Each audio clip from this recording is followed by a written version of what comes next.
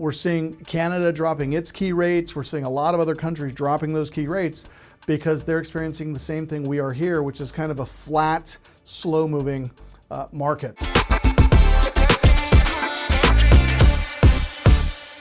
Investing is catching fire. Now, I want you guys to take a picture of this slide, take a screen grab of this slide, because you need to know these stats and you need to revisit these stats. Investors' purchases climbed 0.5 point from a year earlier in the first quarter. This first uptick since mid-2022. Why? Because rates are coming down.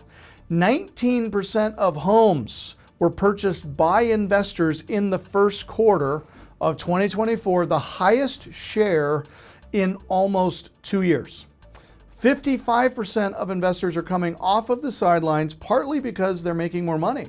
The typical home sold by an investor in March went for 55% more, or $175,000 more than the investor bought it for, which is up 46% from $147,000 just a year earlier. Do you guys realize that that's an extra $28,000 that investors are making on flips this year versus last year? Now, just so we're all on the same page, this slide does not mean that an investor is making $175,000 in profit on a transaction.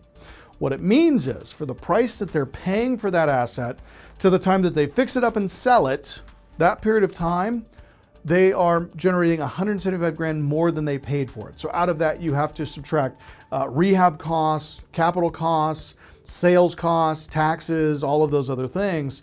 But we know that out of these numbers, the average investor is making between $45,000 and $60,000 in net profit per flip. So increase that by 55% more, and it's a significant increase. Investors are purchasing more single-family homes and high-priced homes than they were last year, but they've also gained share in the affordable market, buying a record 26% of low-priced homes that sold in the first quarter. Now, any of you that have spent any time with me and the Arnold system, you know I preach first-time homes, affordable housing below the FHA cap, for all of the reasons that you're seeing here on your screen. Affordable housing will always be necessary. It will always be in vogue. And regardless of what's going on in the government or the elections or the markets globally, everybody needs affordable housing. So in the most tumultuous of times, 2008, 2020, the government is going to drop interest rates to near zero so that homeownership becomes affordable to the masses, because that's how they get the economic engine churning. Because every time somebody buys a house, in the next 12 months of ownership, they're going to spend 10% of their purchase price on consumables. So if somebody buys an affordable house for $350,000, 12 months from closing, they're going to spend $35,000 on new carpet, new appliances, new electronics, paint, sheds, landscaping, you name it. So this is how they get consumer spending, is they make home ownership affordable.